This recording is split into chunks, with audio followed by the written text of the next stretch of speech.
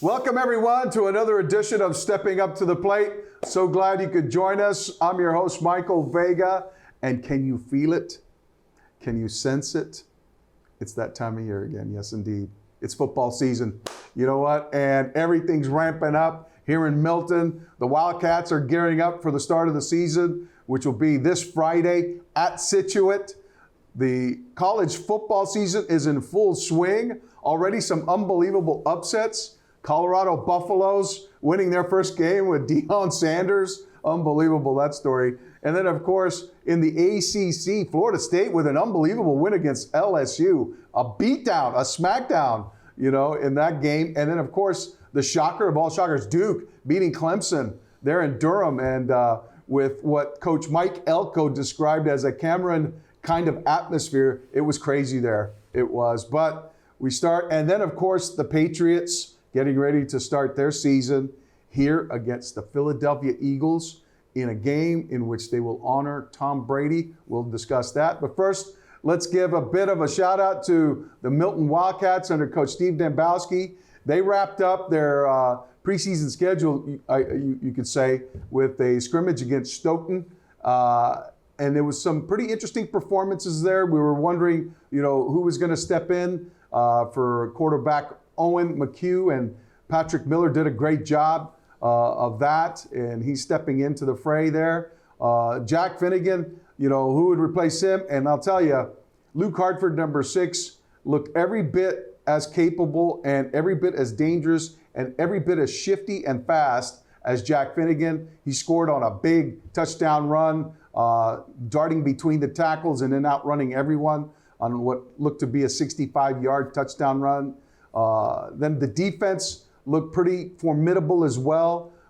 Ben Caledonia, the guy who will wear number 9 this year as the outside linebacker, had a nice interception and a run back for the Wildcats. And then there were some new people stepping up to the fray in the receiving corps. A legacy, the brother of Isaiah Woodley, Noah Woodley, with some exciting catches and runs, which, is a glimpse of perhaps the future here for the Milton Wildcats. And so exciting things to come for them. They will open the season at Scituate on Friday and then return home for a Thursday night game against Framingham here at Brooks Field.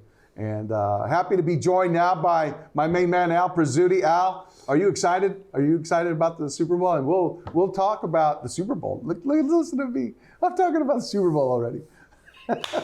We haven't had game 1, week 1, but are you excited about the start of the season here? Well, I mean, obviously, everybody has certain expectations about what the season will bring.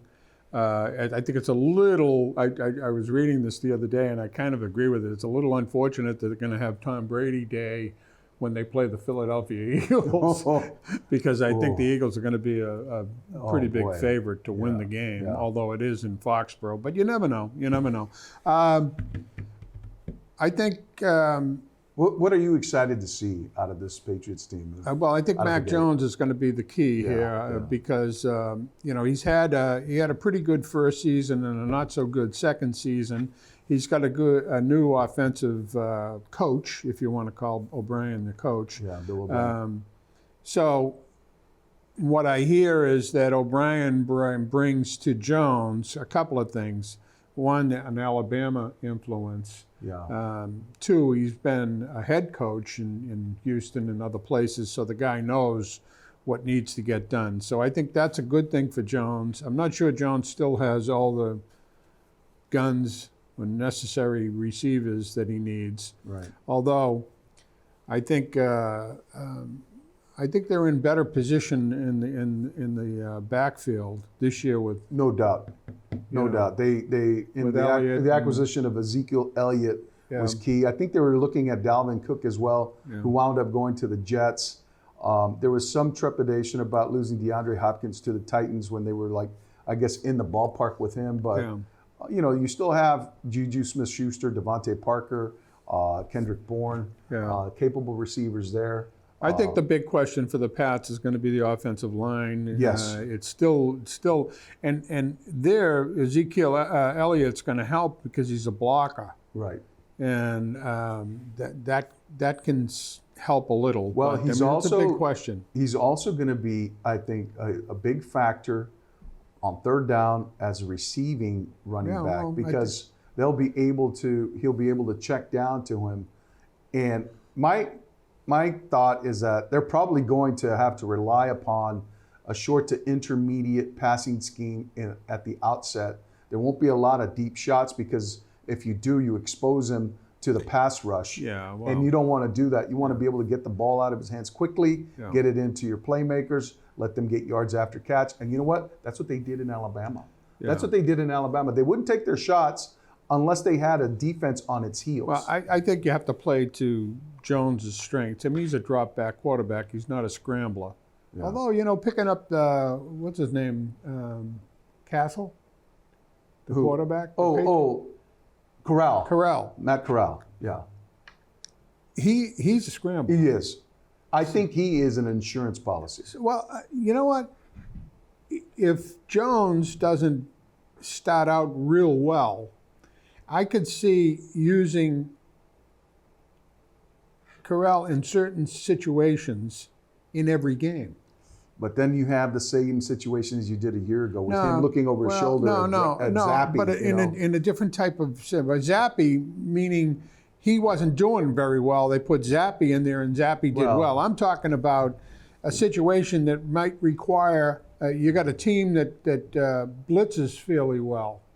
You know, he can zig and zag away. I see what you're saying. Yes. And a situational quarterback. A situational quarterback. So depending on what the defense. But don't you telegraph your play then when you bring him in? No, I don't think so because he can pass the ball. I mean, that's the beauty of guys who can do both. Correct. And that's the thing that made Brady interesting because he wasn't a scrambler. Brady got rid of the ball very quickly, and he read defenses as good as anybody. Well, he put his team in a position to succeed on every play, and what he had towards the end of his career was the autonomy to make those decisions without fear of reprisal or ridicule from anyone on the sideline. But you know, having guys like Jones is an anomaly today. What you really see with today are guys like Mahomes, Allen, guys who can do both. Improvise. Yeah, very much improvise. And so it's going to be interesting to see what they do. And, you know, in blitzing situations, you can use Ezekiel Elliott. And let me tell you, though, theoretically, Philadelphia's defense is the same defense that Georgia had when it beat Alabama to win the national championship. But that's going to be the interesting thing. You look at those guys on the front, you know, Jordan Carter, Vernon Davis, you had Nakobe Dean. But they're playing. Philadelphia is a team that you wouldn't want to play if you have an offensive line that's struggling. Oh my God, you're absolutely right, Al. You know, this is going to be a huge crucible for those guys up front. For Adrian Clem, the offensive line coach now. You know, how are you going to shore that up if you guys are under duress? I will say this though: the benefit that the Patriots had is early in the season. You always see teams not 100% ready. Right. So if you're going to play them now. Maybe they're not going to be as ready as they would be if you played them in week 8 or 9. So we'll see. I think it'll be interesting. I think there'll be a lot of interest to see, first of all, how Jones does. Second of all, how the offensive line holds up. And I think people want to see how the scheme holds up against that defense. And I think people are really interested to see Ezekiel Elliott because you got to remember, 2 years ago he was the best rusher in the league. And he's only 28 years old. And a great pass catcher. And he's a good pass catcher. But so is DeAndre. I mean, he's a player Ramondre too. Stevenson. Ramondre. Yeah. So, you know, I'm probably a little more optimistic about the team than most people because what I hear is that Patriots, you know, if they are 9-7 or whatever. I think they could do maybe 11-6. Yeah. It's funny because there are a lot of people who do not share that opinion, Right. who are concerned about the offensive line. A lot of the prognosticators, the cognoscenti, have predicted that the Patriots will barely scratch and claw their way into the playoffs as a wild card. Given the difficult nature of this division, everyone looks like they've loaded up, and the Jets certainly are a team to contend with. Some even have the Jets in the Super Bowl. Yeah, well. And so let's take our crystal ball, Al. But wait, just one thing, the Okay. dynamics have changed. If you think about this, the Patriots were what last year? Their record? I think they're 7-9, right? Yeah. Whatever, okay? I mean, they were almost a 500 team last year. Yeah, But the dynamics are, you got an offensive coordinator now. Yes. You got Jones in his third year. Yeah. You still have Belichick. And that okay? defense. And you got that defense. So I think if you're going to look at the scales, it's more toward they're a better team this year than they were last year. No doubt. And if they are, and they was, because we don't know exactly if they were 7-9, they could be a 9-7, 10-6. But the Achilles heel, Al, is that offensive line. Right. And I'll point out to you, it's also the Achilles heel of the New York Jets. Yeah. And if we learned anything from the Hard Knocks on HBO, is that the Jets are having some issues with their offensive line as well. Yeah, well, having some stability, some durability. Preseason. Well, it is, but I don't think Aaron Rodgers was too happy with the development of that line, especially towards the end. If that continues to be an issue, it'll nullify Aaron Rodgers. A little, but if you look at Aaron Rodgers and Jones, and you have a weak offensive line in both situations, I'll take Aaron Rodgers. Rodgers. Yeah, absolutely. So, anyways. Well, and it'll be a momentous occasion there with the halftime ceremony honoring TB12 Tom Brady, who brought 6 Super Bowl championships to Foxborough. Al, should the Patriots take the opportunity to just go ahead and retire that jersey? Retire that number? Well, I think if you asked Kraft, he'd say, yeah. I'm not sure. I mean, they don't give it out to anybody. Yeah, I'm not sure. Might as well. They should do that. That would be such an unbelievable thing. I think he's going to go into the Patriots Hall of Fame that weekend, right? He goes in right away. Well, I think a lot of it is going to depend on. And now, it seems to me that everybody loves everybody now, whereas a year ago that wasn't there. I mean, you mean that wasn't a media creation? Well, yeah, it might have been. But what I'm saying is that the overflow of Belichick was the greatest coach I ever was under. Brady was the best passer and the best person I've ever known. This is all coming out in the last week or so. Well, but you know what though, Al? It's not untrue. No, I think it's probably more true than what we heard last year or the year before, whenever he left, 2 years ago, or whatever. Or his last year here in Foxborough. Because you could clearly see he was unhappy. I think for fans, though, Giselle not being here makes it a big difference. Well, you know what, though? But when you think of Tom Brady, you don't think of him as being with the Buccaneers. You think of him as being here. Because this is the team, this is the franchise that gave him his chance. Yeah. They gave him his shot. He was a 199th pick overall in the 6th round out of Michigan with a bad body. I could have outrun him in the 40. Unbelievable. I would have put my money on you. I'd have given him a shot. You know who would have outrun him? Vince Wilfork would have outrun him. Unbelievable. And Vince always claimed that in the locker room. He always challenged Brady to a 40, and Brady never took him up on that. But the fact of the matter is that Tom Brady deserves every accolade and all the adulation and everything that's going to come his way that's going to make him feel wanted and loved, because he always has been and always will be here in New England. Let there be no doubt on Sunday that TB12 is our guy. All right? That's what I want. That's what I want to see from fans in Foxborough.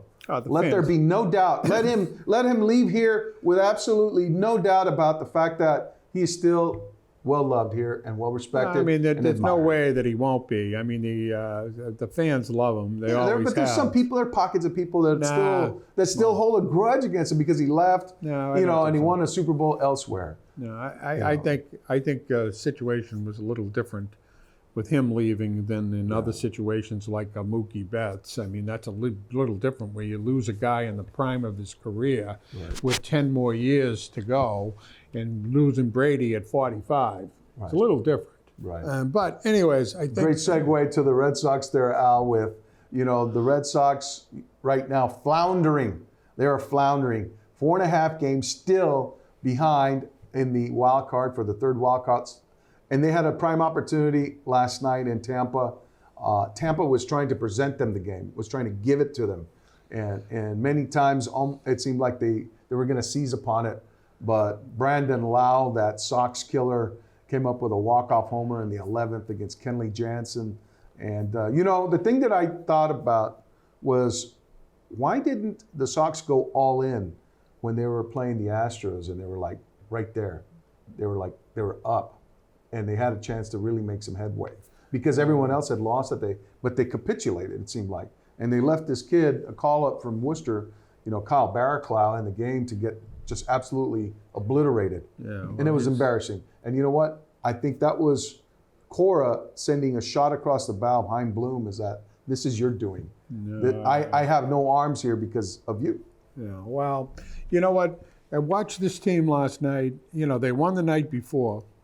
Fortunately. Right. They made more mistakes last night to let Tampa back in the game. Right. Then, the shortstop made a horrendous boot on a ball that he should have had, in my opinion. Second baseman made another bad play. This has been ongoing. Duvall's throw from right field, was off target. Was off target. Luckily, Connor Wong made a great play coming up the line and tagging the guy. Yeah. But I will say this. He had an arm, whether it was accurate or not, that got there on a fly to Connor Wong. That didn't come in on a bounce. Yeah. And so you got to give him credit for that. Now they come back. It's 5-5. They come back. They go up 6-5. They got the runner on second base in that inning. They should have scored another run. They didn't. How many times did they leave the bases loaded? Yeah, and then Tampa comes that up. Game wide open. And I said, watch. They were loaded with no outs. I was watching the game, and my son said to me, "What do you think?" I said, "Well, look at watch. Now they get a runner on second base. It's an automatic. He's at third. However he gets there, in my mind, it's an automatic." And then they had runners on first and third, blah blah blah. And then Lowe, who made what I would have called an error. The play before that allowed the Red Sox to go ahead 6-5, hits a 3-run homer. Right.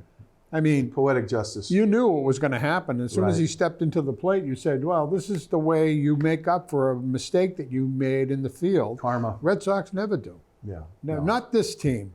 This team is and yet out there, to... They're still 4.5 back. They're within striking distance 20-something games left.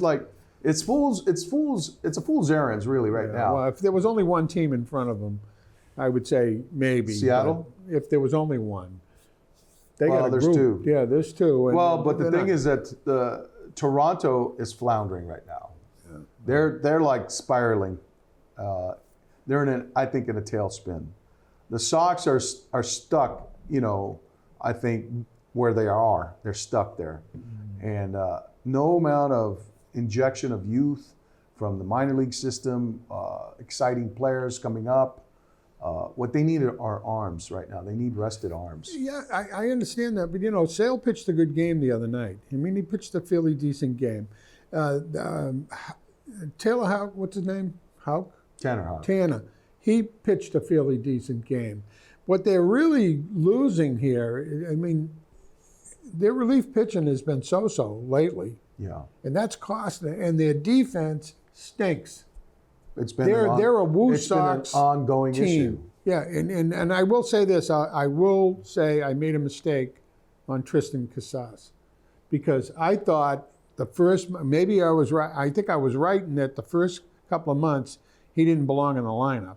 Yeah. He wasn't a decent first baseman, and I didn't think he could hit. This kid turned it around. Yeah. He hit 23, whatever it is, home runs. He plays a decent first base, but he's getting big hits. He and Duvall, people forget, Duvall the first 3 weeks of the season was the best ball player on the team. Yeah. He hit home runs, he knocked in. Then he was out a long time, couldn't come back, came back, and now he's hitting the ball. He's hitting the home runs. What's his name is not doing it. The shortstop. Right. I mean, he's hitting 178 for crying out loud. And then you're missing Jaron Duran, a guy who's an electric player right now. I think, a guy who could top of the order, kind of a threat, gets on base, steals the base. Now you got a guy standing on second, that kind of like energizes the lineup. Yeah. Question for me is, what does this team do with Alex Verdugo going forward? I would keep Verdugo. I think Verdugo's gotten a bad rap here. I don't know enough about the incidences about him not showing up on time and stuff like that. Checking out. But that aside, he's a better than average outfielder who's got good baseball instincts on plays, and he can hit. Yeah.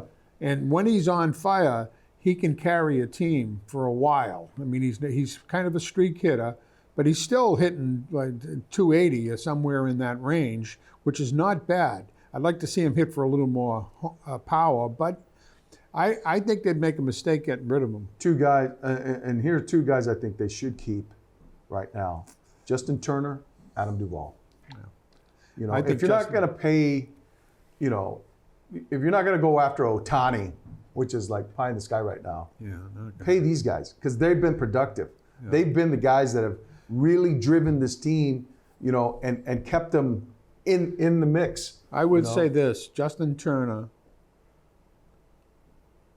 has been the best ball player on this team, the best all hitter, year. The best and if you look at his career, he's always been a professional 280 hitter. He's a hitter. Professional hitter. And he can play third. He can play first. He can play anywhere. He can play the outfield. He's a valuable guy. So I don't think you touch him. He's a little old. There's no question about it. But so is Duvall. I mean, he's no kid. I think Duvall healthy, which has been a problem for him. Well, at the beginning of the season, he was probably the best hitter on the team. He was for a couple of weeks. Until he got hurt. It's hard at the start of the season. Who's ahead, pitching or hitting? Who's ahead? But you don't know. But I will say this. I don't think he hurts you, Duvall. No. So I would think those two, and I would think Verdugo is, to me, he's a fine ball. Now, what you have is a problem where you put Jared Duran. You can't have all these pieces in and out of the lineup, because one of the things that how many outfielders do you carry right now? Well, I think you got to be at least what, 6? You got to have 6. You got to have guys, if one goes down, that can come up and play. Right. When I was younger, the Red Sox would have Ted Williams in left field. I mean, just had to be. Jackie Jensen was the right fielder. I mean, these guys played game in, game out. Right. Gary Geiger played center field after Pearsall and stuff like that. But those guys were in the lineup day in and day out. Now you had guys that could go in when somebody was either in a slump or somebody got hurt. Right. But, you had to have a core. The Red Sox don't have a core. Well, that's the thing I'm saying. I think you can build a core around guys like Justin Turner, Adam Duvall. Yeah. But I think Duran deserves. Casas, So what do you do with Devers? Those 5 guys, 6 guys. But if you remember, what's the toughest position to play in the outfield? It's right field.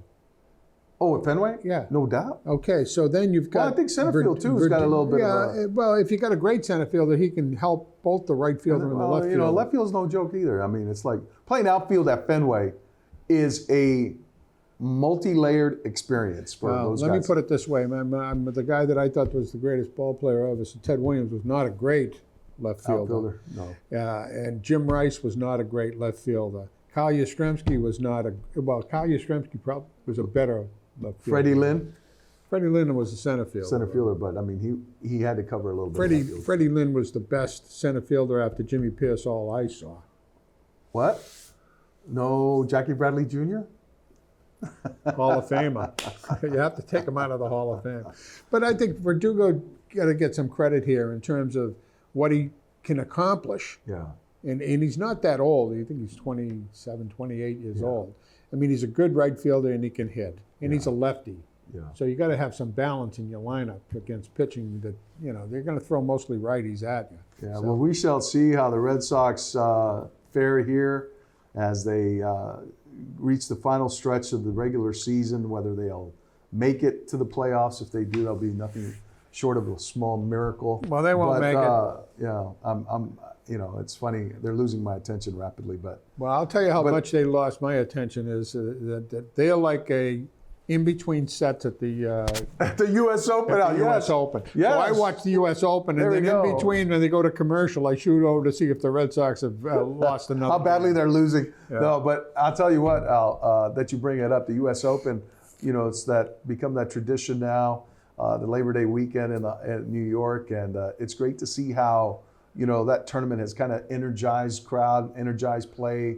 You mentioned, I think off camera when we were talking about Djokovic, kind of playing to the crowd, singing with them, and bringing them close to him. And he's a nicer guy than they give him credit. I think for. so. I think there's a public perception that this guy's a little standoffish, but he's not. People he's a great impressionist. Oh, I know he is. He's a great impressionist, and that he's got a kind of a prankster side. But you see what's happening with tennis, and this is an amazing thing that's going on. Yes, right now. it is, Al. You've got the old and the new now, and the new have taken over. And what's happening at the Open is this: you've got on the women's side, you got Swiatek. Iga Swiatek was number one. You've got Coco Gauff, who made it to the I think it's the semis for the first time. And Shelton's onto the semis. Now, then you go over on the men's side, you had 4 Americans on the side. So now you had Tiafoe, you had Ben Shelton, in my opinion, is the American version of Alcaraz.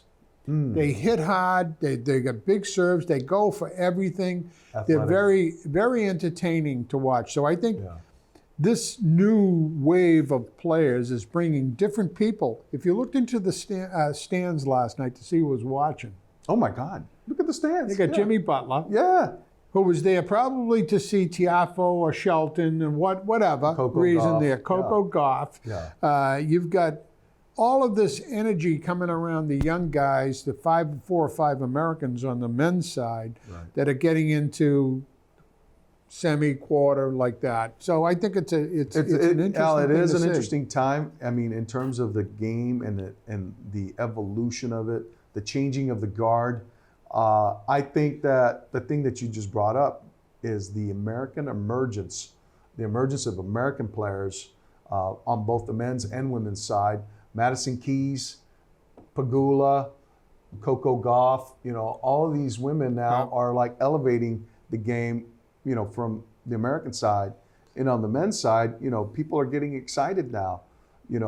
I don't think we've seen this much excitement since maybe McEnroe and Connors, having someone, Roddick and those guys, Michael Chang, Pete Sampras, Agassi, But it's those are Americans that were always in the mix. Interesting to watch, though, because you saw what happened to Taylor Fritz when he played Djokovic. He was number 10. He's an American. He was getting smoked, though.